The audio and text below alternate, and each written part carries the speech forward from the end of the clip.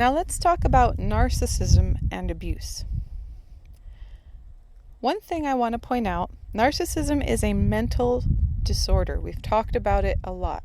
So the definition of a mental disorder, something good taken to an unhealthy extreme or the absence of something good. That's my definition of a mental disorder. It's not a perfect definition, but it's mine. So narcissism fits that description because narcissism is the absence or the lack of human empathy, feeling other people's pain, feeling sympathetic towards other people, caring about the good of other people. Narcissism is the extreme level of selfishness to the point where you really don't have normal human empathy. You don't care about other people if you are a narcissist with the mental disorder of narcissism. Now, you can be the most selfish person in the world and not be an abuser. You can be a jerk, really selfish jerk. That doesn't mean you're abusive. The abuse must follow a pattern of coercive controlling behavior in a relationship where there is a power imbalance. So if you have a narcissistic homeless guy living on the street corner, drunk all the time, he's not abusing anyone but himself because he has no power over anyone. He can't be an abuser. Or she. I mean, let's be fair. However, because not caring about other people is very close to not desiring good for them, it's only a very small step from there to active evil, to actively being evil against someone. And abuse is evil. It is true evil. And one thing I want you to remember when we talk about psychopaths and sociopaths, those are two psychology terms. Those are defined as the extreme end of the narcissism spectrum. On the normal side, you have most of humanity. We're all selfish. And then you go to the other end of the extreme and you have your psychopaths and your sociopaths. They're simply extreme narcissists. So here is something that I saw on the internet. One of my friends who was married to a narcissist posted this, and I thought, wow, that's really good. I mean, it's good because it's a really good explanation, but it's a terrible thing because it shows the heart of someone who is toxically selfish. Okay, so a narcissist prayer. That didn't happen. And if it did, it wasn't that bad. And if it was, that's not a big deal. And if it is, that's not my fault. And if it was, I didn't mean it. And if I did, you deserved it. Just think about that. There are people who think like this, who act like this. You run into someone who's like this, you run as fast and hard as you can the other way. Quickly, please, for my sake and your own, run away. There are people like this out there. So let's talk about the abusive relationship elements. All right, so a lot of the things we're going to talk about here, you do see in relationship between someone who's narcissistic and someone who is a target. So again, I wanted to mention that because narcissism does not necessarily mean they're abusive, but it's very common. I also want to mention not every abusive relationship is going to look the same. So let's say you have a narcissistic mother. Now, most often when narcissism is expressed in the family cycle, in the family environment, I'm sorry, that was my dog.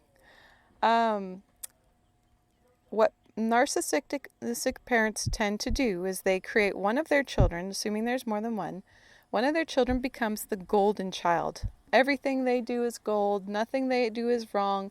They get petted and pawed over and patted and they're the golden child. Of course, if there's more children, it's very likely that one of the other children becomes, the Cinderella. Nothing they do is right. Everything they do is wrong. They get blamed for everything. If this is sounding familiar, you need to look up narcissism in parents. Now, even in that kind of dynamic, where you have a narcissistic mother, you don't necessarily see abuse in every circumstance. So, for example, you could have a narcissistic mother who never, ever applauds the accomplishments of the non-golden child. However, they provide all the financial needs for the person. They provide, let's say somebody needs a house, so they go out and buy a house and say, here, you can live here. Well, that seems like they're a nice person, doesn't it? Yeah, it does. That doesn't mean they're not a narcissist or they're not abusive in other ways. So all of these elements I'm going to talk about, they can be present, but they're not necessarily present in every single relationship. Now, obviously, if you have all of these markers in your relationship with someone, run screaming away, okay? And maybe report them to the police if you need to. So it's what you need to do, because you might just have one of these elements, but that's still bad enough. Okay, even just one of these elements is bad enough. So you have to look at the patterns and assume that not everything is going to be there. So this is kind of a description here of how abuse happens. So we're going to walk through step by step how an abuser sets up their target in order to get them into a locked in to a power imbalanced abusive relationship. Now again, a lot of this is going to be romantic examples, but this is true for pretty much any kind of relationship. This could be an uncle and a niece, or an aunt and a nephew. This could be a boss and an employee. I actually saw this, I'm really sad to say, when I was working in the corporate environment, I saw this happen between one of my friends, who was one of my coworkers, and our boss. Rather horrifying. So it can happen in any kind of relationship. So if I talk about it and it seems like it's just talking about romantic, these are not only, remember, all of these things came from studies on prisoners of war. So obviously you're not going to be talking about romantic relationships here. So abusers do not start out abusing the other person, because who wants to walk forward into a relationship with someone who starts out with abuse? Like, yeah, punch me some more. Yeah, that was fun. Yeah, let's just keep having a good relationship where every time I talk to you, you punch me in the face. No, none of us are sadomasochists like that, where we want to be hurt that badly. No, that's not how it works, okay? We don't start out intentional relationships with people because we know they're going to hurt us. There is always something even somewhat sort of semi-good in the relationship to start with. And this is why when people look back on how on earth did I get trapped into this relationship, and then they think back to what happened at the beginning of the relationship and they say, this person changed. They never used to treat me like this. Of course they didn't. If they did, you wouldn't be in a relationship with them. They trapped you on purpose. Okay? They trapped you on purpose. They used honey at the beginning before they brought out the stick. So one of the things that the honey, you can say in the beginning of a relationship, is called love bombing. So this is when two people meet for the first time. So this is, or it could be as a child is growing up, one of their relatives begins to groom them for abuse. And they could start showering attention and gifts and affection on this relative of theirs. So that's called love bombing, whether you just met the person or you've already known them your whole life. This is where the abuser is looking to see how they're testing out their target. And I've actually heard of this happen in a church setting where the abuser was testing out the target, which was a young boy, to see if he could give him gifts and spend special time with him and create a kind of intimate relationship, just one-on-one. We're mentoring, we're hanging out together. It's love bombing, okay? What the abuser's trying to do is find out how strong the boundaries are of their chosen target. They're also storing up information about their target. So they say, oh, what's your favorite band? Oh, what's your favorite cat? Or what's your, they're storing up information for later. They're going to use it against you later. But how do they learn it in the first? They're so sweet and light and good and nice. And remember, girls and boys, men and women can both be abusers. Women, their abuse and their love bombing tends to look a little bit different from a guy, because at least in our culture, men are historically or have been at least in the past, that's changing rapidly, the pursuer, and women have historically, again, been the pursuee. Now this is changing a lot. Guys, if you start getting love bombed and pursued by a girl, and it's going over the top, and there's pushing boundaries, and there's all kinds of craziness, walk away. Okay, because they are abusers. They don't look like it because they're cute and sweet. So, most abusers attempt to ramp up the relationship very quickly. They might want to get married within a week. They might want to, we just started dating last week, so let's move in together this week. Okay? What? No, there's no trust. You don't even know their family. No. It's very intentional in order to get you committed to relationship with them before you have had a chance to really see who they are. And this is because, especially with narcissists, they're terrified of anyone seeing behind the mask, of anyone seeing who they truly are. Because one of the weird things about narcissism especially is, although they love themselves, they also hate themselves, because there's nothing there to love really behind the mask. Okay? So they try to get you entangled in, that's like the spider trying to wrap up the fly, before the fly has a chance to kind of look around and realize, how did I wait, what? Now I'm in spider's web? Oh no, this is terrible.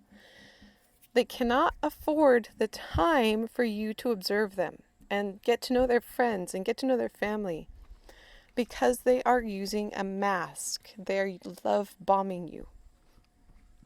So this is an example that was written by someone who was a target in a romantic abusive relationship. So she says, love bombing is the most malicious and deceitful portion of the entire relationship. It is filled with charm, lies, mirroring. If you remember from my communication lesson, mirroring is saying you take what someone says to you and you repeat it back to them, and that makes them think that you're listening and you care about them. And abusers use this. It's not difficult to do. Okay, going back to the quote, feigned affection, that means faked affection. They're acting affectionate. And of course, in a romantic relationship, lots and lots of sex, if they can get you to do it. All of this is strategic. It's part of the plan. You're targeted in this way to bring you into relationship with him or her, and to do it quickly. This stage is extremely important for the psychopath or the abuser, because it determines to him or her how many boundaries you willingly allow them to violate, and how good of a job they can do to get you deeply hooked into the relationship, so that when the abuse starts, you will stay. The better at love bombing the psychopath narcissist is, the harder it will be for you to escape. Okay, just to give an idea to you younglings who are looking at romantic relationships just as you're beginning the phase of your life where you are able to procreate. If someone is interested in having a sexual relationship with you, but they are not willing to use some form of birth control, that is a major red flag, because it is often a ploy. It's a plan to get either the girl target pregnant or the boy target the father of the baby. Because most people, once they find out they're pregnant, they stop hesitating over committing to the person. They figure, oh, well, I had sex with them, and now I'm pregnant, so now I have to, lie down in the bed that I made. This is not true, okay? I need you guys to, repeat after me. Just because you made a baby with someone does not mean that you must be in a lifelong relationship with them. It's a manipulative ploy sometimes, but it doesn't have to work. You don't have to fall for it. Only commit to a lifelong partnership with someone who you trust. Don't get sucked in to someone's ploy like this if you don't trust them and you have good reason not to trust them. All right, step number 2. Abusers, after they've started the love bombing, they've gotten the person hooked with the positives and the charming and the flowers and all the rest of it. Then they begin to isolate the targets. It could even seem harmless or even loving in ways. So, for example, jealous love is an excuse that's given to separate someone away from their supports. So if a boy and a girl start dating, and let's say the girl is the abuser in this case in high school, and the boy has a group of 4 or 5 guys that he's really good friends with, they like to play games together, they like to go out and play basketball. If the abuser was the girl in this example, oh honey, I really had a bad day. I need you to spend more time with me tonight and not go out with your friends. And this slowly begins to be the pattern of behavior where the person is trying to cut the other person out from their supports. If you think about it, if you've learned much about wolves, right? Or in, big cats, for example, tigers and stuff, they don't go after the strong herd all at once. They choose their weak target and then they cut them out of the herd, it's called. So they intentionally separate their target from the rest of the herd in order to isolate them and make them weak and unable to cry for help, to get away. It's intentional. It looks loving at the beginning. Oh, we just want to spend all our time together because we're in love. But if someone only wants you to spend time with them, or only wants you to think of them when you think about making major decisions, they don't want you to ask other people for their opinions, etc., etc. This is a form of isolation. And it doesn't have to be complete. All they need to do is remove or damage the target's supports. Okay? They might even just try to make it difficult for you to believe someone by planting little lies in your head and make you believe, oh, that person, I don't know if I can trust them anymore because of this. This is something that one of my friends had an example of that I'll use, where the abuser, in this case the husband, told her a lie about her brother and sister-in-law who had been supporting her, and told her, some things that were not actually true, but she believed them. And, oh, well, I don't know if I can trust them anymore because if they said that about me. And then she found out afterwards that it was all a lie. She actually talked to the people and they said, we never said that. We never would have said that. Why would you believe him when he said this about us? Why didn't you just ask us, right? That is isolation happening. Obviously, if you are in an intimate relationship with someone, you tend to believe them. But you can't do that with abusers because they lie like dogs, okay? Sometimes they can also accomplish isolation with the target's own agreement. And this is called hidden isolation in abuse circles because the target is complicit, is a participant, is intentionally continuing the isolation that the abuser wants. And they generally do this because they feel, for example, shame or fear. This is something that happens when the target is male. He doesn't want his guy friends or his family or whatever to know that this girl or this wife or whoever is, this is a crude term, but pussy whipping him. Okay? Because he doesn't want to lose his status. And so the same thing can be true for women. They don't want their friends to know that, well, I wasn't able to go with you to that Bible study because my husband made a big deal about it. and he's controlling me, and I don't want you to know that because then you'll think worse of me for allowing it, so I'm just not going to tell you. And victims or targets become extremely good at hiding everything the longer the relationship goes on because they feel shame for what's happening. Also, another way that isolation can happen is if the abuser can make drama happen. So here's an example. It's just easier not to go to my family's for Thanksgiving. Something always seems to come up and start a fight. Abusers can be extremely good at manipulating others, and to be honest, a lot of us already have a lot of drama in our families. Okay? So they can be very good at setting off people against each other and creating fights and drama, and sometimes it's just easier to pull back from people, to pull back from your family, from your friends, from your support, because the drama is just too much. And that's something you need to be aware of. You need to notice the pattern.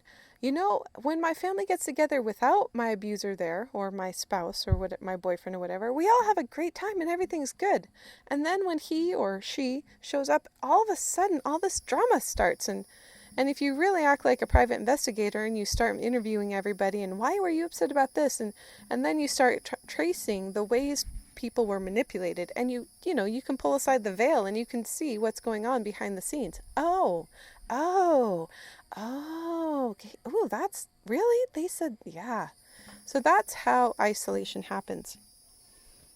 Okay, the third step, once you have isolation going on, is to monopolize perception. So you have to have isolation happening, at least partially, because the abuser wants to become the one in charge of their target's reality.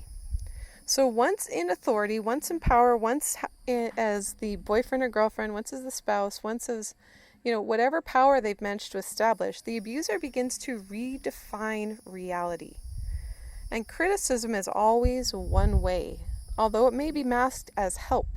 So for example, I just want to help you realize the ways you offend other people when you do this or that, right?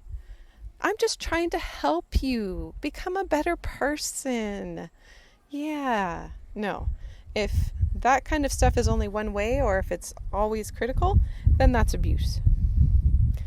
Now, at this point, or maybe even before this point, starting at the isolation, the target, if they have other intimates in their lives, other people they trust with some portion of their true self, they might be getting a little freaked out about what they're seeing.